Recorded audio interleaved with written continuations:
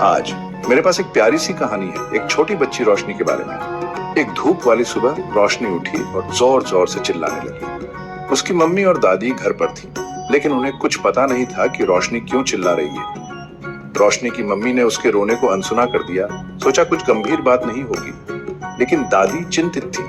उन्हें लगा कहीं रोशनी को भूख तो नहीं लगी या कहीं दर्द तो नहीं हो रहा।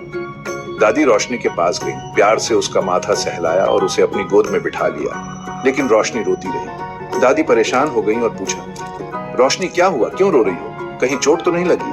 रोशनी रोते हुए बोली, नहीं। दादी पूछती रही, लेकिन रोशनी बस चिल्लाती रही, कुछ नहीं हुआ।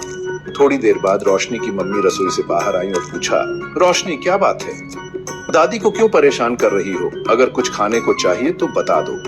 लेकिन रोशनी ने कहा, नहीं, मुझे कुछ नहीं चाहिए। दादी और मम्मी हैरान थी।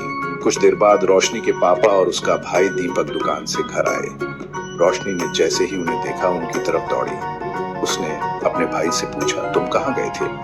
दीपक ने जवाब दिया, मैं पापा के साथ दुकान गया था। रोशनी बोली, तुम मुझे साथ क्यों नहीं ले गए? तुम हमेशा पापा के साथ अकेले जाते हो और मुझे छोड़ देते हो। मुझे अच्छा नहीं लगता जब तुम मेरे साथ नहीं होते। ये कहानी दिखाती है कि रोशनी कितना अकेला महसूस करती थी जब उसका भाई आसपास नहीं होता था। बच्चों, अपनी भावनाओं को अपने परिवार के साथ बांटना जरूरी है। और याद रखो, कभी कभी हर कोई अकेला महसूस करता है, लेकिन इसके बारे में बात करने से मदद मिलती है। सुनने के लिए धन्यवाद। अगली बार मिलते हैं।